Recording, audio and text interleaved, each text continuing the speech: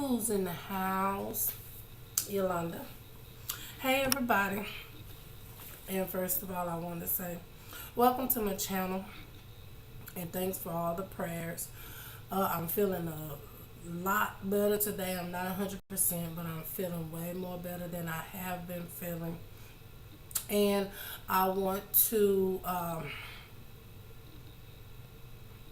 introduce myself and let you know that this is my very first reality show review.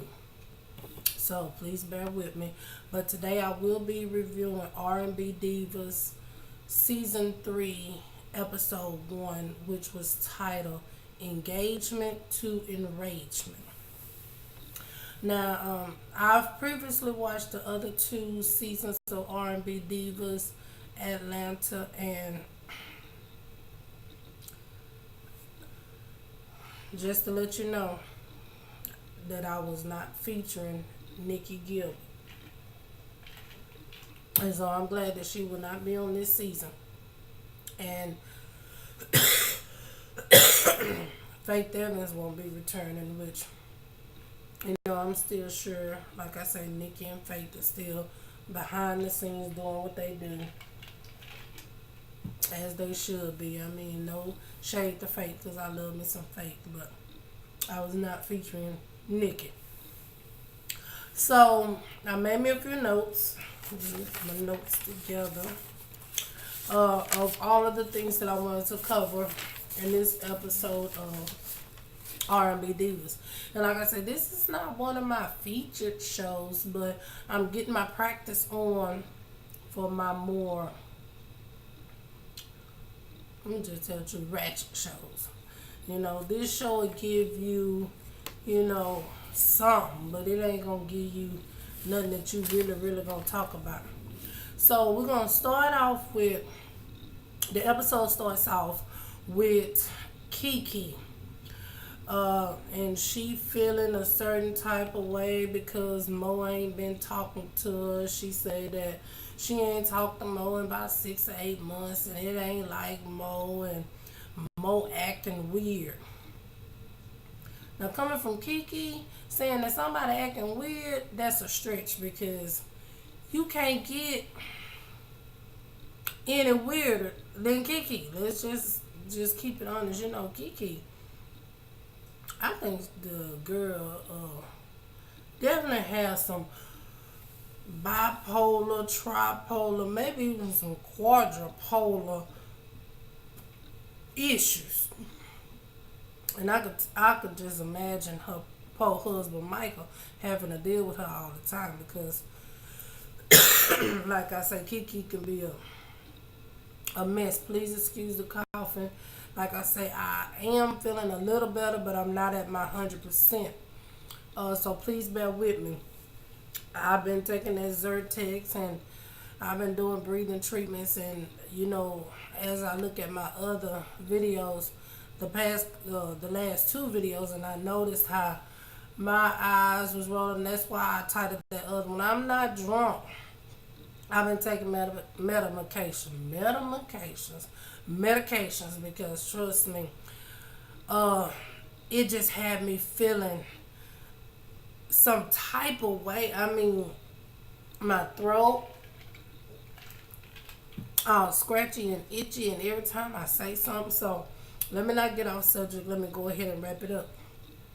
So, you know, after Kiki started off, you could already tell she ready to go in about Monifa not reaching out to her, which is a two-way street. You know, if you ain't heard from somebody, reach out to them. And it ain't got to be, why haven't I heard from you? You can just say, hey, what's up? You know, how things going for you? You can take that initiative, you know, to reach out to somebody. So after they wrap that up, they switch it on to Monifa. And I must say, I'm living for me some Monifa. I really like her new look, her new attitude. You know, I'm sorry, people. I really am. And I did say I was feeling better. And if this is the better version, you can just imagine what I've been going through. But anyway, Monifa, she's looking good. I'm glad she dropped that purple hair. You know, I know purple is her signature and she love it and everything, but I wasn't feeling that purple hair and purple this and all them.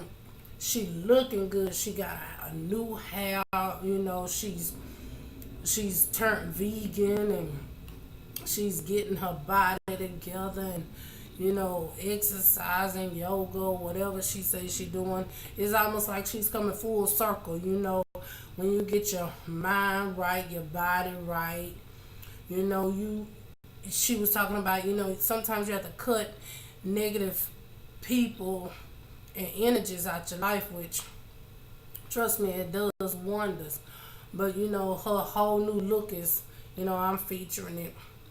Now, then we get to, you know, Selena talking with Monifa, and Selena telling Monifa that her and her husband is thinking about throwing Monifa and Therese, which is her girlfriend,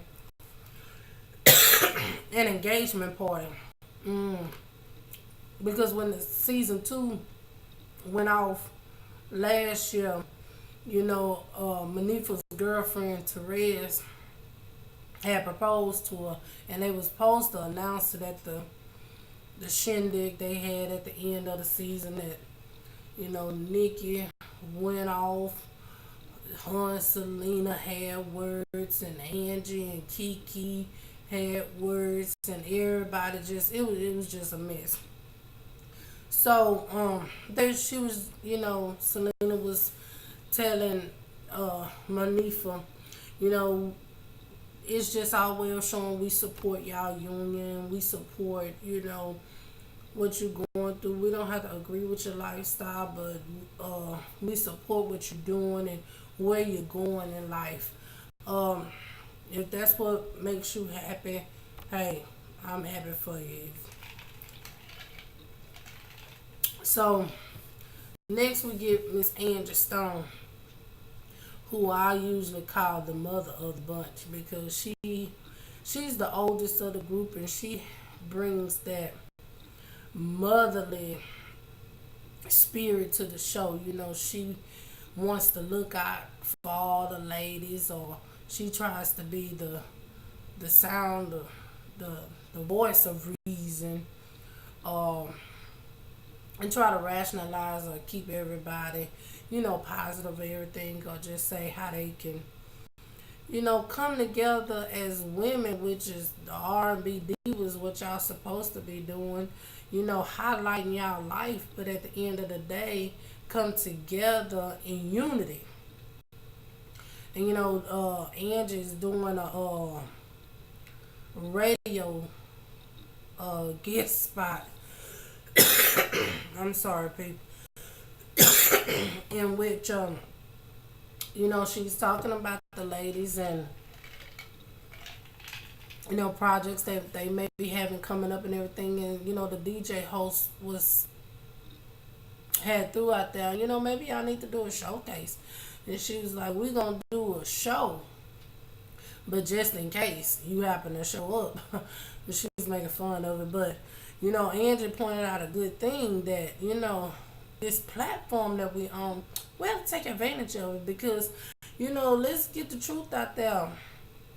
Ain't none of our careers hot right now. Ain't nobody calling for us. You know, everybody career kind of cold right now. We not the hot topics, so we need to use this platform, you know, to get our names back out there and our voices back out there, and you know, get us to be mentioned, and you know, just get back out there, that we all could use that. We could all can stand it. And I thought, honestly, that was the whole purpose of having this R&B divas anyway.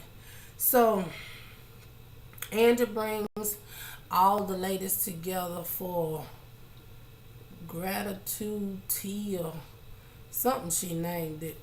But they was all supposed to come together and, you know, give thanks of all the things they're grateful for. And during this time, she um, introduces the two new members uh, of the cast. Now, as I stated, you know, Nikki and Faith are not gonna be featured on the show no more. So the two people that they replaced was Latavia Robinson from Destiny Child and Camila.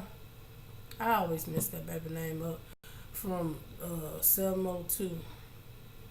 Is that the name of the group? I know the songs they used to sing back in the days, and so it allowed them to come on in and introduce them. So we'll see who the two new ladies is. And I mean, was it me? But when I seen Camila, well, she named Mila. I guess that's the name that she used on that. I thought her name was Camila, but Mila, was it me? But was she giving me like a Jennifer Hudson look, or she kind of favor her like they could be related somewhere down the line? I don't know. Is that Jennifer Hudson from Dream Girls from the American Idol? No, she done lost a lot of weight. I hope that's who I'm talking about. But that's who I'm trying to talk about. But she kind of gave me some of that. And, her and Natalia came in and was sharing, a little introduction bit of their, life. And, so get people familiar with them so we'll know who they is. And, Mila was talking about how her son, I guess she had a high risk pregnancy, or his birth was high risk, and he was only given a 10% chance to live. And here they are 4 years later, and even though her son has been diagnosed with autism, baby, they are still living in the grace of God and thankful for all their blessings. And so, that was real nice and cute how she put that down. And then Latavia was telling about how, since the breakup of her with Destiny Child, that basically she haven't been, in the limelight enough because she's self-destructed herself. She made choices revolving around drugs or whatever, and she was her worst enemy. So, she was just, putting a little info out there so you can kind of see where she was coming from. Because I'm going to be honest, back in the day, a Destiny Child, when it was the four of them, and when Latavia, her name Latavia, I keep saying Latavia and Latoya Luckett was on there. Let me tell you something. I ain't trying to be funny, but I kind of felt that Matthew kind of felt a certain way about those girls, thinking that they was gonna be too much competition for their daughter Beyonce. I mean, when you look at it now and you see the scale that Beyonce's on and everything, people can't touch her and everything. But it's about how much money you got in the marketing and what you do. But I think back then them girls was some competition for Beyonce because them two was the ones people actually was featuring in the beginning. And I think they saw that. And of course it's always going to be management differences and, lead singer issues or whatever. And you call it what it is, but them girls had something going on. I used to actually, she was the one, and she was the one with the red hair. Yeah, I think so. But Latoya and Latavia had some things going on. And I do think that Matthew and them probably saw that, and that's probably why they cut their career short. But anyway, let me get back on. Let's see. So then we got Monifa telling Therese, which is her girlfriend, about, Selena wanting to throw. I just got a notification on my cousin's birthday tomorrow, so I gotta make sure I do a shout out to my cousin Derek Surreal. All in the middle of my thing. I'm gonna have to call him and tell him about that.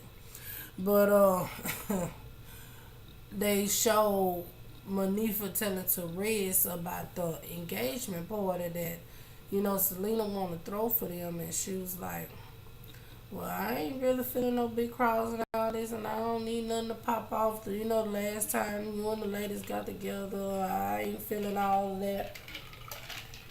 And Monifa was like, yeah, but, people trying to do something nice for us.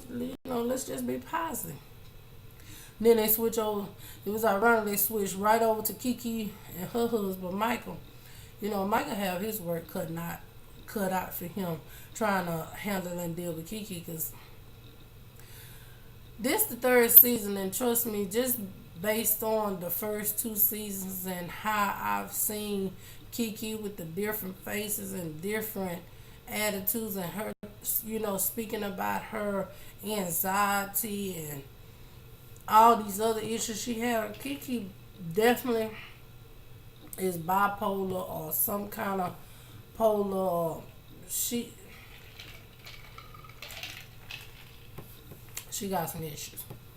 So, and a lot of Kiki issues. Kiki want all the attention, because she'll make something out of nothing. It'll be nothing going on, but she's some kind of way either gonna make a face or make a statement to bring the attention towards her.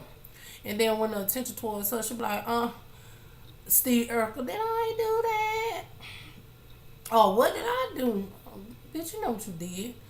But anyway, Kiki the kind of person that they should know by now that she crazy.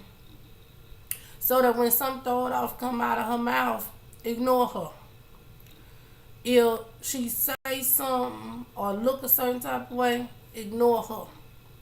She's still probably gonna throw a fit, but the more you ignore her and stop entertaining her, the less she'll do the stuff. Because that's why she jump out the way she do, because they feed into it, and then all of a sudden, then the attention on her, which is where she wanted it to be in the first place.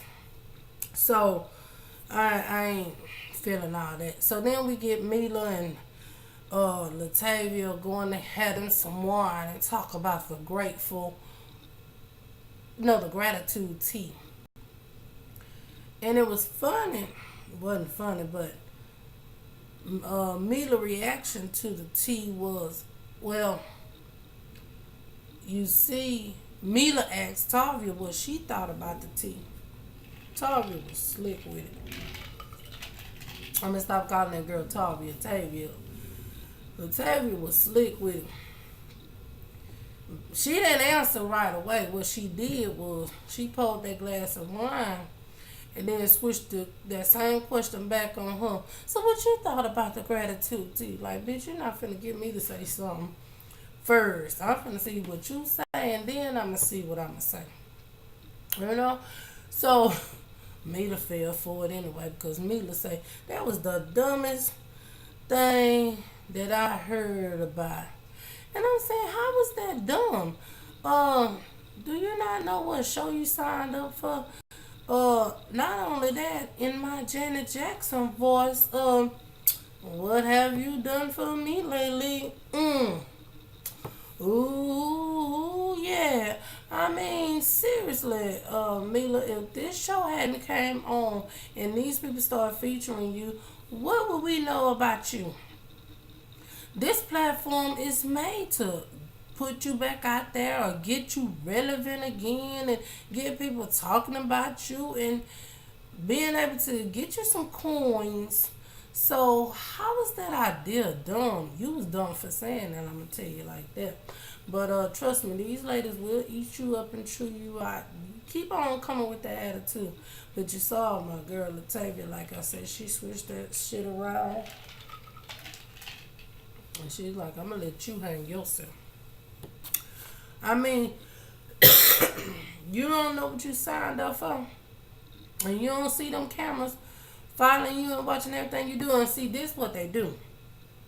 They say all this fucked up stuff. They might say 10% of fucked up stuff and 90% of positive stuff.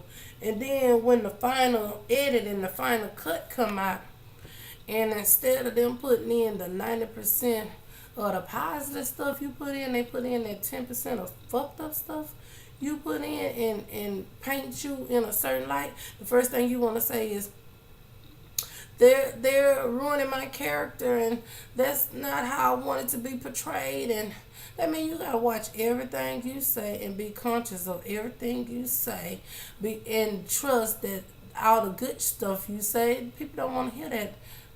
We live in a reality TV show. We living for the negative and the ratchet, and come on. And you ain't see the other 2 seasons of R&BD before you sign up for this. You ain't see how they do the platform. I mean, my goodness. If you sign up for anything, you gonna do your homework and your research. If they've had 10 seasons, excuse me, they had 10 seasons of Life in Houston. And I look back, and they called me one day and say, Yolanda, we want to showcase people and they life in Houston. If I go back in the other 9 seasons, I see how they show people in their worst light, saying the worst thing, or making them look stupid or crazy. I'm gonna know ahead of time, nah, I don't want to sign up for this. And then on the other hand, if I look back and see how they showcase how people have struggled and have made it through things and situations and put people in a positive light, then I know that's something that I want to sign up for, because 9 out of 10, that's how they going to show me if they did it for 9 seasons. But if you go back the other 2 seasons and you see all the stuff that was jumping off and popping off, you already know what they looking for. So don't get surprised when you sign up for this stuff. But anyway, let me go and finish up this here review, because it ain't going to be all of that. I got them Monifa in the studio, singing her little thing. I always like Monifa. I really think her career could have really taken off, and it kind of died down and everything. But hey, that's why this show, is here, so these ladies can use this platform to do whatever. Then we shoot on over to, Selena went to go talk to Monifa and asked her what were her thoughts on inviting Michael and Kiki, and I thought that was pretty good that she at least, wanted to get her opinion on it. Because, like I say, they wasn't trying to cause a situation. But like I say, anytime Kiki gonna be in the equation, it's gonna be a situation. And my beverage of choice for today is Hawaiian Punch. Okay, so then after Selena leaves there, which it seems like Selena has toned down so much more now that Nikki Gilbert ain't on there, because Nikki was bringing out that negative and that bad side of Selena. And I know Selena got more to her than that. Selena even was on Young Advance, I Fixed My Life or something. But, she seems like she's toned down a lot. So then after Selena leaves Kiki at the studio, she go jump on over there to Kiki to see where her mindset at, and kind of prep her for the engagement party, and like, I'm just letting you know to be on your P's and Q's, and we don't need no drama, we don't need no situations, and Kiki with the eyes, and what you trying to say, and da da da da da, and she been acting funny with me, and she still on that same ratchetness. And no matter how much Selena sit up there, or her husband, telling her not to feel a certain type of way about why Monifa ain't reached out to her and talked to her. That girl get right to the goddamn engagement party and do what? Act a damn fool. Why? Because it was too calm. Everybody was having a good time. And Kiki is like, nah, I gotta start something. So, she said, well, I think I wrote it down somewhere because I want to make sure. Everybody was chilling. And Kiki, Angie Stone asked Monifa about the wedding, about where it's going to be and when it's going to be. And she was saying, I don't know, we ain't really worked all that out yet. Kiki, liar. Liar. Liars, they all have to have their part in the fire. And Monifa had the same reaction I had. What the fuck is you talking about? What? And that caused a session, which what Kiki, probably wanted to do. Before you know it, I was just joking, and people can't take my sense of humor. And you ain't know I was joking, and you ain't know. You wasn't laughing that time you said what you said. And it didn't come across as a joke. You just came off crazy, which is what you is. But like I say, all that, Kiki not a social person. What they need to just do, because let me tell you something. Kiki crazy. But that little wench can sing. And when I say she can sing, yeah, she can sing. So, and like she said, she got this together. But like Selena said, you need to get this and this together because them two is not on the same accord. But anyway, I'm looking at my thing and I done went 26 minutes. I wasn't expecting the review to be just as long as the episode. So I'm finna wrap it up for now. This is my first review, like I say. So please do me a favor and subscribe, rate, comment, thumbs up, like, and everything to my channel. And like I said, this is gonna be my practice until I get to my other shows I'm gonna review. But until then, keep praying for me because as you can see, the coughing's still there, but it's not as bad. It got bad doing this taping because it was clear earlier. I woke up, I woke up like this. I woke up like this.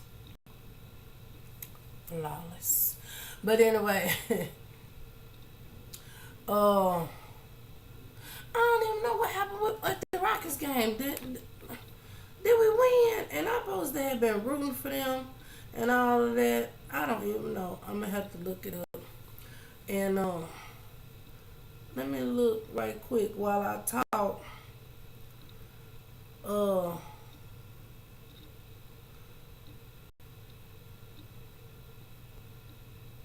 Yeah, I'm making y'all wait. Because I just got to find out right quick. Did we win the game last night?